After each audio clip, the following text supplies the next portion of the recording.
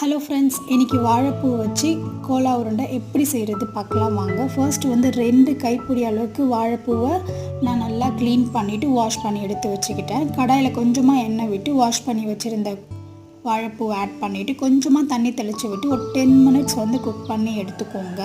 அந்த தண்ணி வந்து வத்துற அளவுக்கு குக் ஆகி இருக்கணும்.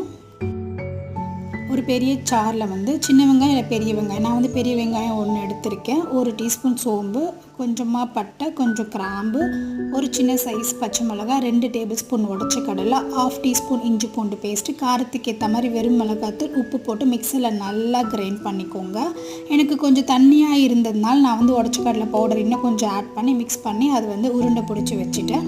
ஆயிலை வந்து மீடியம் ஃப்ளேமில் சூடு ஆனதும் நம்ம உருண்டை பிடிச்சி வச்சுருக்க உருண்டைலாம் லோ ஃப்ளேமில் குக் பண்ணி எடுத்தீங்கன்னா வாழைப்பூ கோலா உருண்டை ரெடி. ஓகே ஃப்ரெண்ட்ஸ், உங்களிடமிருந்து விடைபெறுவது உங்களது முன்னா. பாய் பாய்.